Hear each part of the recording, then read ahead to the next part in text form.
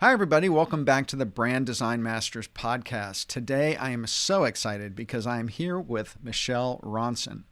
Michele is a professionally trained graphic designer and design strategist who originally learned the ropes at Pentagram, woo, and Michael Osborne Design.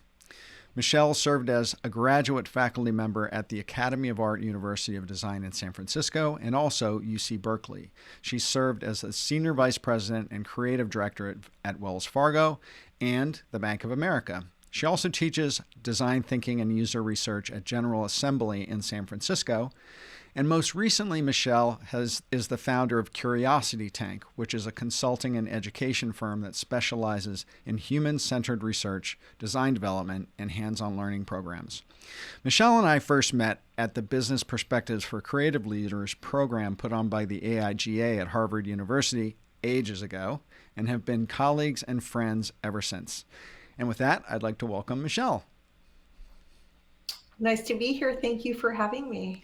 So why don't you just share something about yourself, Michele, and let people get to know you a little bit?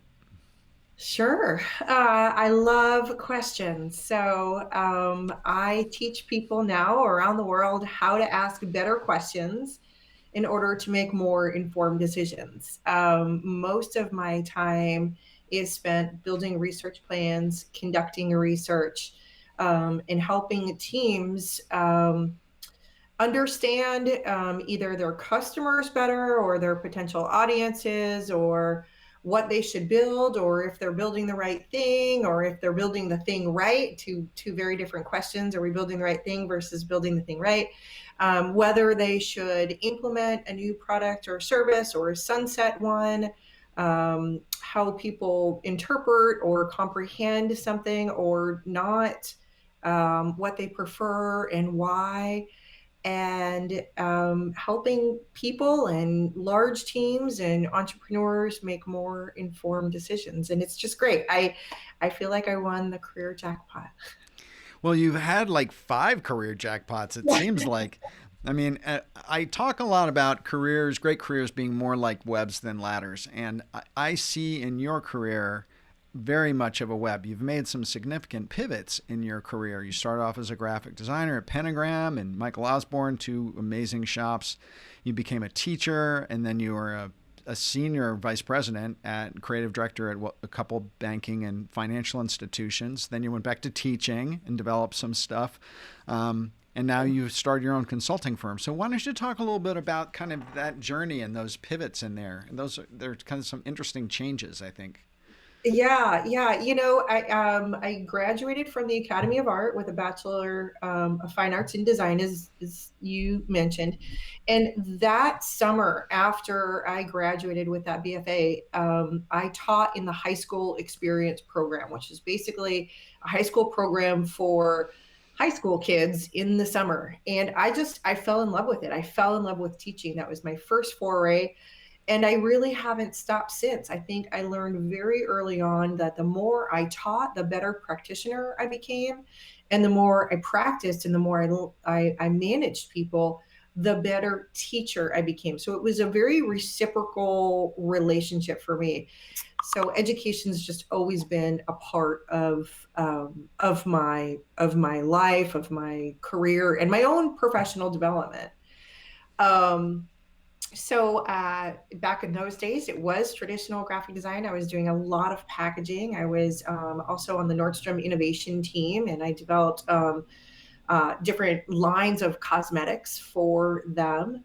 And I learned all about banking and finance and how much things cost and markups and markdowns and how loans work and what a FICO score is and purchasing decisions and mental models around people and their money. Mm. And eventually that took me into real estate, where I purchased my first home, and then I designed it and gutted it and excavated and added a different unit. And then I became really interested in how people move through physical spaces. Mm. Uh, I should probably note that my mother's a designer. My father studied architecture, and I was tortured as a child to think in all these different ways. But I think at least in my case, I really am a product of my environment. Do what you love and the rest will follow. And as these new and interesting creative challenges came, I was able to create my own path to explore them. And then from real estate came store design. And then from store design, I went into product design. And then from product design, that really opened my eyes into research. So it has been a web, and I'm proud of that web. It's been really fun to weave. So you are now, a user research expert on so many different levels. You teach it, you consult doing it with large tech companies. And so where did that user research interest? I mean, you mentioned when you were in finance that you were working with or came to be aware of mental models of people's, motivation to do things, particularly around money, which is, a heavy motivation for people and very emotional decisions. So is that where the whole interest in the user research came in, or where did that filter into your development? It's a good question. I don't remember exactly where it started, but I remember very clearly. First of all, I had been working with researchers for years at that point, but it was when I was at Wells Fargo and I went back to school at the California College of the Arts, actually.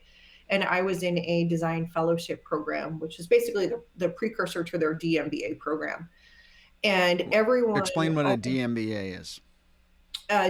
Design MBA. So instead of like a business MBA, it's focused more on design thinking and design strategy and using design to solve business problems. So in the fellowship program, there were 22 fellows, and we each worked on one capstone project throughout the duration of our fellowship. And every month we met in person for an extended long weekend, and there were different experts that came in. And it came time for the focus on user research. And I literally raised my hand and I was like, who wants to trade? Like, I was so not interested in doing this myself. Oh, you and weren't interested. I thought you were saying you wanted it. No, you were yeah, like, no, out. I I'm was like, out. I'll design you this or that, or Tap whatever. out. And and it wasn't that I didn't value research. I mean, I'd been working with researchers for 10 years at that point, and totally, but I didn't want to ask the questions. I mean, surely somebody else could get something more out of this experience. And I raised my hand and I was like, who wants to trade? And I'll never forget my professor at the time said, no, Michelle, you're going to walk this plank yourself. Those were the exact words. And I was like, oh, bye. Anyway, fast forward, and I conducted 5 ethnographies that weekend. And an ethnography is a research study that originates from anthropology, actually, where you go and immerse yourself into the culture in which you're studying. And and there's a number of activities that go along with it. So I conducted 5 ethnographies, and that was it. I was like Alice in Wonderland, like falling through the rabbit hole. And Monday morning, I was like, that's it. That's my next chapter. Wow. Hearing people's feedback, like directly, was so profound to me. It was so eye-opening. I mean, you could have just knocked me over with a feather. I was like, I could have saved years off of my life if I had understood the power of hearing this firsthand. Mm. I mean, when I obviously did a lot of consumer packaged goods too in our agency days, and spent a lot of time in focus groups and looking behind the one-way mirror and listening to feedback on people's thoughts about design and what that meant to them. And I think that that's one of the things that kind of drew me deeply into strategy, was that how people can be influenced by design. And if you design in a very strategic way, you can eventually, kind of really get them to either do what you want them to do or buy what you want them to buy.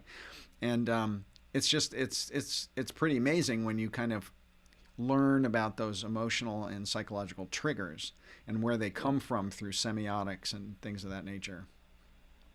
Yeah, absolutely. So a lot of my audience are creative professionals, and one of the things that they do when they work with clients is they do, competitive audits, and they're looking at their client's business category, or they're developing customer avatar profiles. And developing customer avatars, unless you do really deep user research or focus groups is kind of an inexact science. And so I'd love to hear your perspective on that, or if you had any insights for creative professionals on how they could develop, tricks of the trade that they could use to develop customer avatars. I do. I have three suggestions. So thanks for giving me the heads up on this.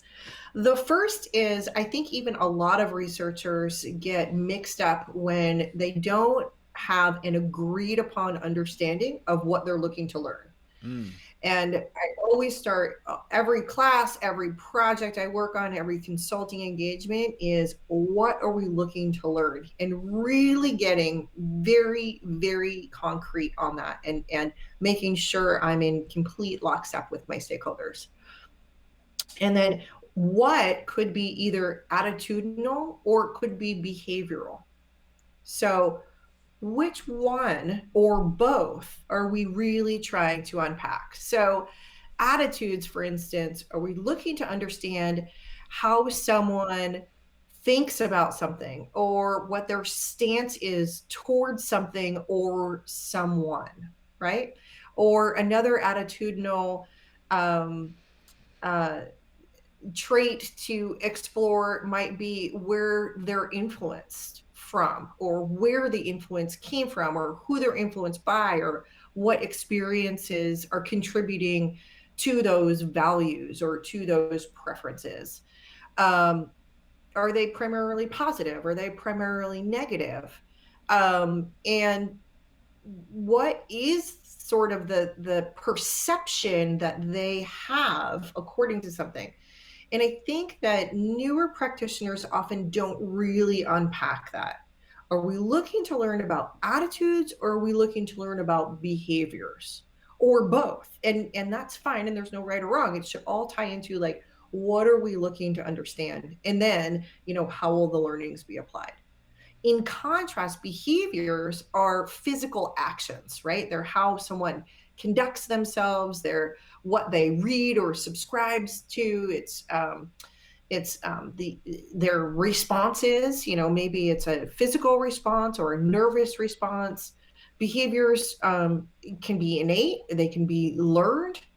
And they could also reflect in someone's character and attitudes, right? So the first suggestion is, get crystal clear on what you're looking to understand. So if say they're working with a client who's in a particular industry, I don't know what industry, let's say restaurants, right? Food. And they needed to understand a restaurant's customer avatar. So who would want to go to that restaurant, or what, apart from feeling hungry, what their need was in terms of that particular restaurant. How could they go about learning about the customer can they learn about the customer without actually questioning customers themselves, or is that the best way to go about it? There's no substitute for primary research, but secondary research is a great place to start. So I would probably make a list of the attributes of that particular restaurant. Is it quick serve? Is it expensive? Do they offer special dietary needs? Is it family friendly? Are they open late night, right? So I would probably do like a super quick intake and come up with some assumed attitudes or behaviors. And then maybe do some research to confirm or disprove that. So it might appear to be very family friendly, but in reality, families don't come there. Why? Maybe after digging for a little bit, because they don't offer child-friendly food, or they only have 2 high chairs, or it's not in like a family part of town. I don't know what. But what I would do is probably come up with brainstorm a list of attitudes and behaviors, and then look to disprove or disprove that. And I could do that in a variety of ways with existing data. I could probably interview some of the wait staff. I could probably maybe do some primary research just by sitting in the restaurant and observing who is coming and going at certain times of day. And does that vary, Tuesdays at lunchtime from Friday night at 10? What's that swing? But research typically doesn't mean starting from scratch. And secondary research is a great place to start too. So I would probably, if this is an established restaurant, I'd probably also comb through restaurant reviews from customers, on like Yelp or Open Table or something like that. Or maybe on something like some travel sites like Four Doors or TripAdvisor, one of those types of places. And I could probably get, a better sense there. And using that as a starting point. Now, if they've ever been reviewed anywhere, like in Zagat's or Zagat's, that could be, or here in the Bay Area, they do a report on the top 100 restaurants every year in the San Francisco Chronicle. I could use secondary research to substantiate it. Let me pause there. There's probably a lot. No, that was really awesome. I hadn't thought about that way. When you said interview the wait staff, I mean, I totally got that in terms of discovering or getting the information out of the client side itself, stakeholder interviews, right? But in terms of when you have to create a profile of a particular user avatar or customer avatar, and say you have to create that that avatar profile for one of your clients, one of your user research clients, what's the format of that look like for you? We would call it either a persona or an archetype. Okay. And typically the way I like to approach it is with something called empathy mapping. Okay. And an empathy map is a visualization that articulates what we know about a particular type of person or user or customer or driver or diner or whatever we want to call them. And it organizes this into 4 quadrants: what they say, what they feel, what they think, and what they do. And what they say are usually things that are articulated. So let's run with this restaurant example. So people say, can you make that pizza gluten-free and have it delivered in 20 minutes? Right. So we know that there's a specialty diet need and there's a speed issue. Right. But if we speak with enough people or we go through enough of these previous customer requests and conversations, we're probably able to come up with a good, healthy, 10 or 15 kind of quotes, if you will, about things that they articulated, which would give us a great idea of what they say. I love the ravioli, but it's a little too garlicky for my little one. Right. Now, the next quadrant, think, is really about how they think throughout the experience. Are they thinking that the environment is pleasant? Are they thinking that the environment is too bright or not well lit enough? Are they thinking that the food is taking too long or the wine list isn't extensive enough? Right? How are they thinking about the experience? And feeling, we typically use adjectives here. So am I feeling nervous that my child won't eat the dinner that I ordered? Am I feeling excited to try a new special? Am I feeling confused about what sides come with my dish? Am I feeling full, because I perhaps started at the bar and now I'm at the table and I actually had my liquid dinner? I don't know, I'm just making sense. And then the last quadrant would be do, right? So we have think, feel, say, and do. And the do would be the actions that they take, right? The behaviors, their physical responses. And by noting that, like, are they sitting forward on the table? Are they close to one another, right? Are they whispering? Or is it maybe like a sports bar and they're yelling or, responding to a very interactive environment? Maybe the food is really loud and they're singing. Or are they taking the candle on the table and holding it close to the menu because they're having difficulty reading the menu in the soft light? So what are they physically doing? Hmm. And by thinking about the customers in these kind of four quadrants, we're able to ascertain a good portion of, by the way, these can be done for individual people or like groups of people, like Mm-hmm. segments of people. What do we know and what do we not know, right? Where are the gaps? And that then can inform, further research or further conversation, so forth. So, talk about research a little bit. And some people listening may not completely understand what user research is. What kinds of user research are they, and how do they take place? Like, if you wanted to do some consumer research into your restaurant, what are the different ways of going about that? Sure. So first thing I would want to know is, um, does something exist, right? Is this an existing restaurant or is this an idea for a restaurant?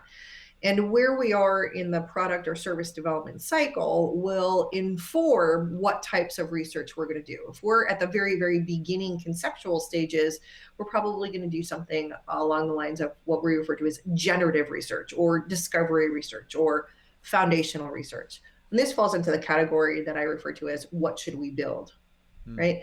And Mm-hmm. then as we're exploring that, and we can use different types of qualitative research to explore that, as well as secondary research, we could find out what gaps exist or what else is performing very well in the area, or what new trends are coming up, to be able to, fill those gaps.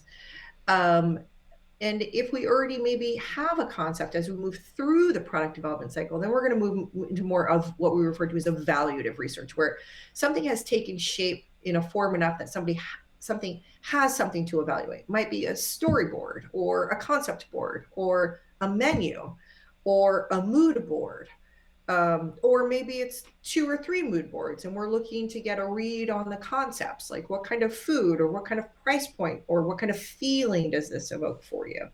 So the first thing I want to know is, where are we in the process? Are we at the very beginning stages, like the what should we build, or are we heading in the right direction phase?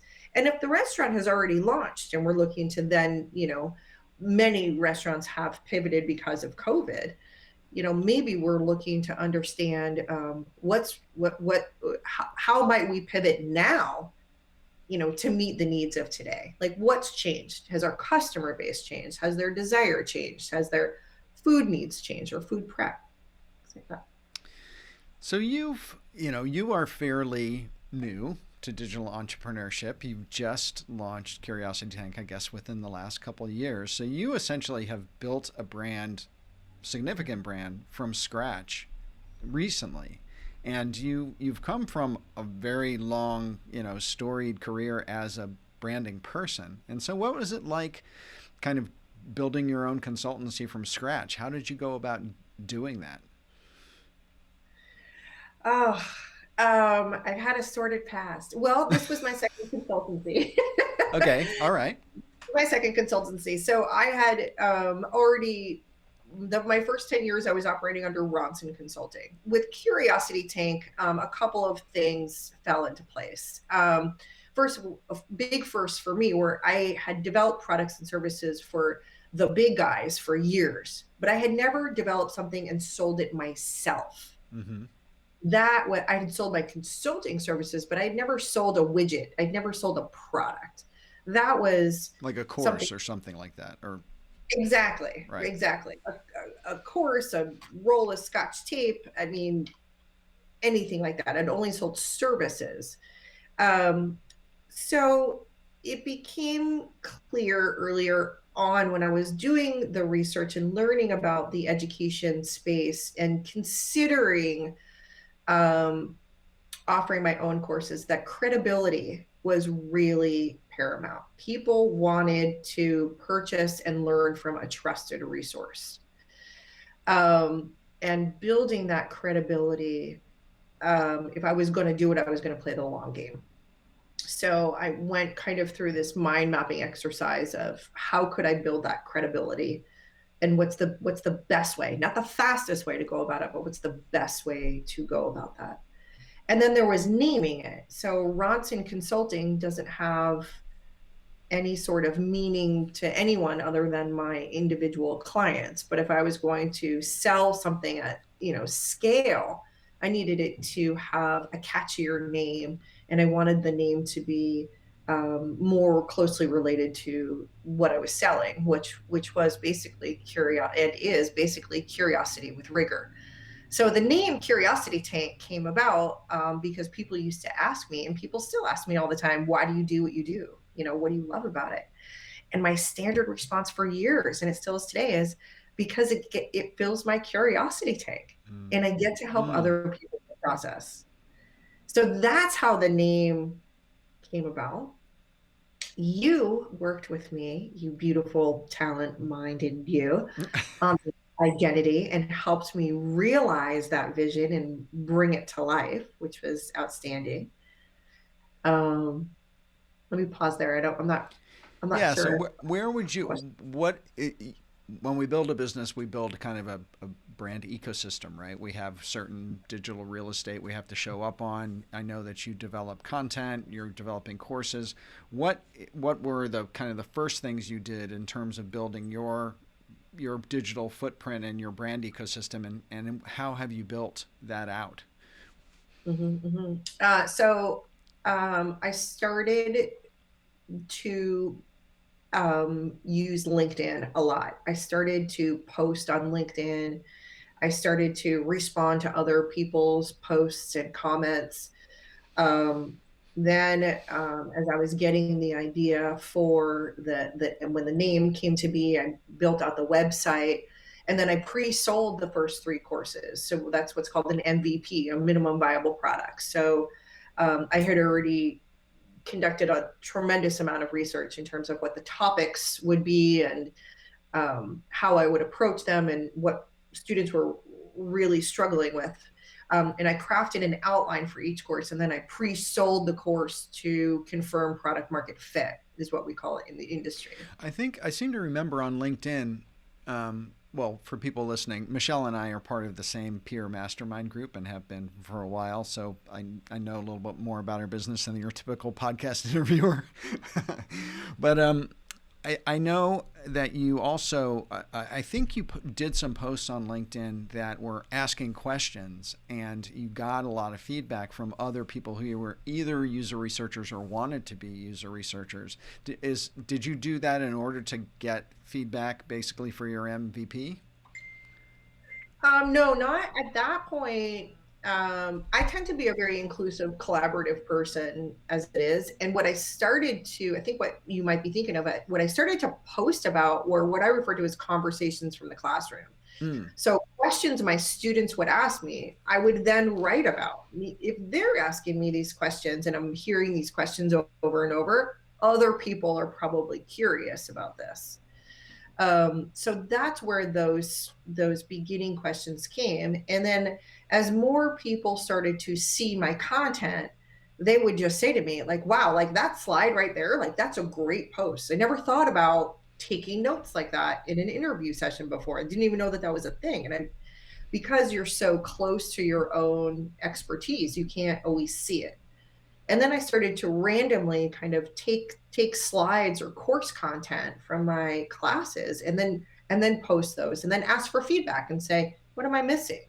And then the community would weigh in. And then what am I missing? And then also if my students needed something, like I have a student who's looking to do a research study in telehealth, in wearable technologies. Who do I know in my network that could answer a few questions for this student? So then I started to ask for things on behalf of the students, and then people really want to help, right? Mm. And different tactics, like that. It was a lot of trial and error. What works for me is long format posts with visuals, and that kind of sticks for me. Have you? I know that you, number one, have been recognized by LinkedIn in 2020 as a major influencer. I don't know exactly what the title they bestowed on you, but talk about that a little bit. So a totally funny story. So LinkedIn has like their version of the Emmys or the Oscars every year, where they select 10 people globally in 10 different categories around the world. And they selected me. They honored me with a top voice award in November in the technology category, which is, I mean, no one could have been more surprised than me. I think you know the story. They reached out to me and I didn't even respond because I thought it was spam. Just didn't occur to me that this would actually be real. But I was, just so humbled and delighted. And they really, I mean, understanding their process, it's nothing you can apply for. It's nothing you get nominated for. They go through, they have very, very interesting and rigorous algorithms that go through and analyze people's behavior first on the platform to first assess for reach and engagement. Mm-hmm. And then they compile a short list of I don't know how many thousands of people. And then they go through rounds of qualitative reviews of that actual content. How meaningful is it? How timely is it? How important is it to whatever the category, what sort of influence, subscriber growth, follower growth, and things like that. So I think it's also a real testament too to people truly understanding now more than ever the value that customer and user research brings into the product development and service development life cycle. Well, I have to say, as a user researcher, understanding the rigor that LinkedIn went through in order to get to you must feel even better. You know, the fact that. I was like, really? Oh, wait, and I remember the story you told in our mastermind about they were warning you about blowing up. Talk about that. Yeah, they were very human. I spoke with two or three editors there, and they said first they reached out and they said, please answer these 10 questions or whatever, which were very basic questions like what motivates you to post on LinkedIn or things like that. And I, that's what I didn't fill out because I thought it was spam. Spam. and then they followed up and they were like, did you get this? This is a big deal. And I was like, oh my God, I'm so sorry. And then they said that, they would follow up in, 2 or 3 weeks with the results. And I never really gave it, I told my mom, I was like, wouldn't that be great? And never really gave another thought. And then 2 or 3 weeks later, I got an email and said, you're in. And I was like, I'm in what? What is this for California? They were like, no, globally. Wow. And they said, look, here's a list of, 5 things we strongly suggest that you do. It will be announced, I don't know, 7 days or 10 days or whatever. And they had me suggested I allow people one-click follows versus going through connection requests. I clean up whatever I want to promote or sell, get my story straight, make sure that get your story straight, Michelle. or like what, but be prepared. Yeah, like what are you going to sell for some traffic? Yeah, be prepared for traffic in whatever ways that is. And I did all that. It was a week of not sleeping. But it was so worth it. It was just an unbelievable recognition and platform to communicate. And I remember I went back to them and I just said, I'm so grateful. I just have one question. I'm just dying to know, why did you put me in the technology category, not the design category, which is a new category in 2020?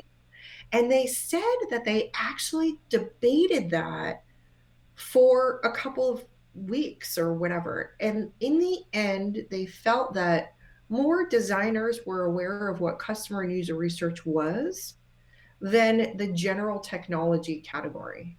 And they felt that I would have more of an impact if I was in the technology category because it would be a newer, fresher voice with newer, fresher information. And I just, again, I was just taken with how thoughtful they really were in not only the selections, but how they placed the selections and how they prepared you and everything. It was really quite a gift.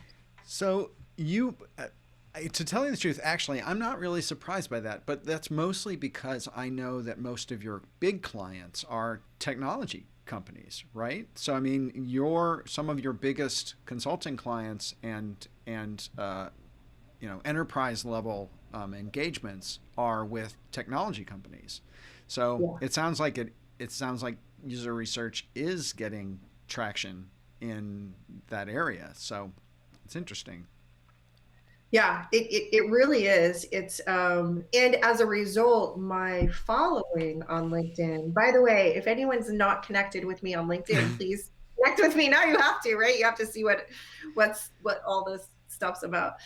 But has grown to include many more developers, many more Mm. engineers, many more people in the artificial intelligence space, the virtual reality space.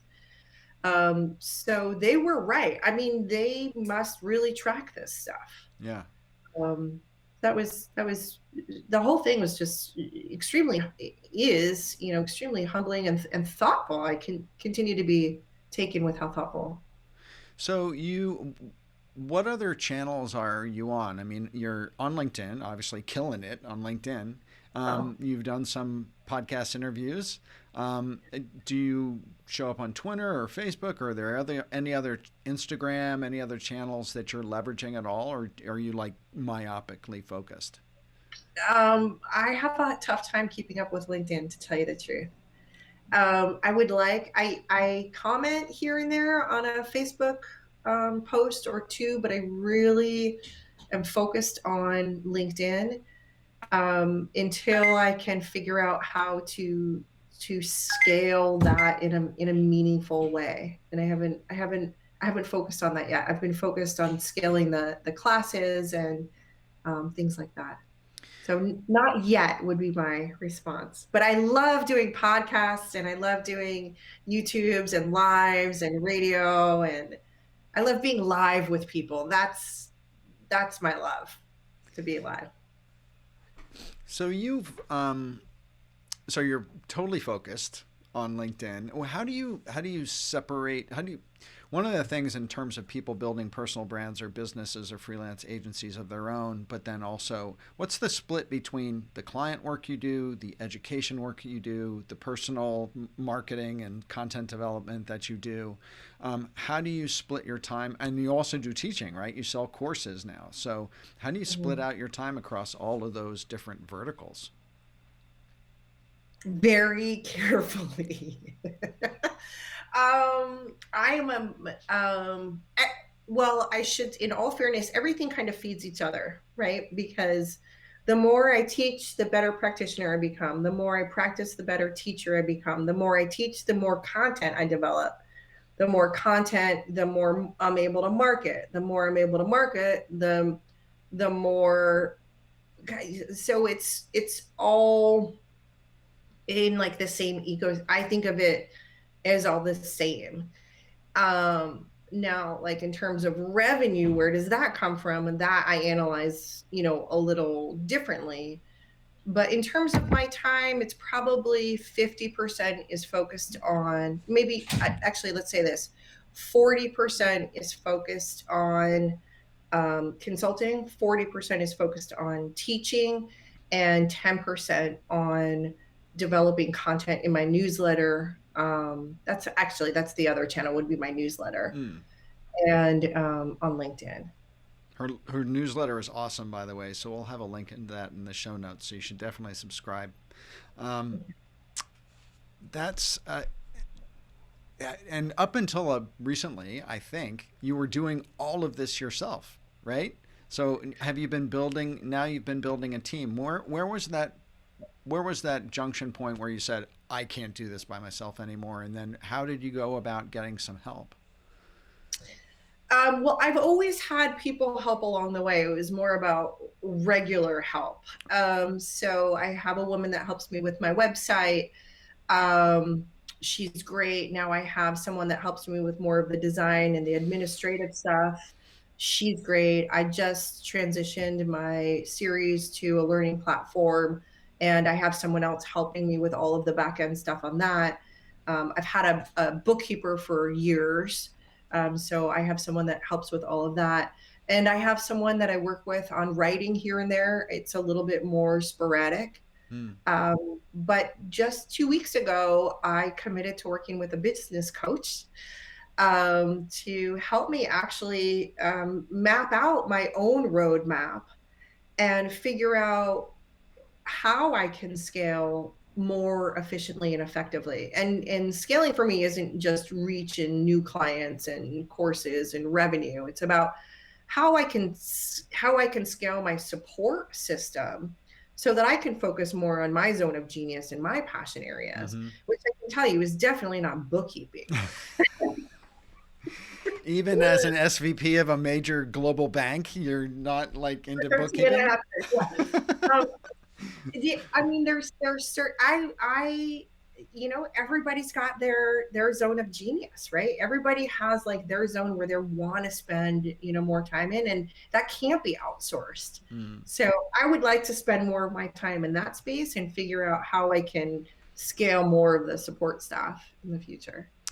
So, what is one of the biggest difficulties that you've had to overcome? I mean, you've had some incredible successes and you have a pretty remarkable career. But have there been any places where you've kind of hit a wall or where you really had to struggle to kind of get over? When I went back to school at CCA, that was kind of a struggle. And that was I after you were an SVP at Wells Fargo and these major banks. You went back to school. I went back to school. I just wasn't waking up in the middle of the night with crazy ideas anymore. Mm. I wasn't as excited. And I like to say it wasn't like I was going to make a wholesale career change, but I wanted a different flavor. I knew I was going to stay in the bakery. But if I was a donut, like I wanted to try the eclairs, I wanted to try You're you making me know, hungry. Yes, I get it. and that was a pretty pivotal point, to you reach this success and you have all the credentials and the big title and the big salary, and I just had to be really honest with myself. You know what, I'm just not as excited about this as I Mm. used to be, and I want to find that spark again. I'm going to go back to school and I'm going to explore a little bit and see if I can find a new spark and something new to chew on and bite on. And that's exactly what I did and how I fell literally down that rabbit hole in design and user research. That's awesome. So I tie up all of my interviews with the same question. And so, do you have a personal manifesto or some sort of a mantra that you try to live your life by? I do. And I sign all of my newsletters the same way. And it's stay curious. I truly believe that if each and every one of us could improve our curiosity skills and be more curious and not ask just what, but how and why, we'll be such better people. We'll be so much more empathetic. We'll have such Mm. a greater understanding about ourselves and the people in the world around us. So mine would be stay curious. And I think the world needs a little empathy right now. You know, a lot of friction going on. So empathy would be a big plus to improve that. So where can people find you, Michelle? Where's the best place to connect with you? Definitely subscribe to our newsletter. The link will be in the show notes. But what's Yes. the best place to connect? Come learn more about me and my curiosity and my workshops and the newsletter at curiositytank.com, and hit me up for a connection request on LinkedIn. Um, I would love to see you there, and make sure you let me know that you heard about me on this podcast. And I would love to learn more about you. Maybe tell me what inspired you or something that really resonated, or let me know if you have a question. I love questions. See, she's curious to the very end. That's awesome. Well, thank you so much for coming and speaking to us at the Brand Design Masters podcast, Michele. I really appreciate it. It was a lot of fun. Thank you.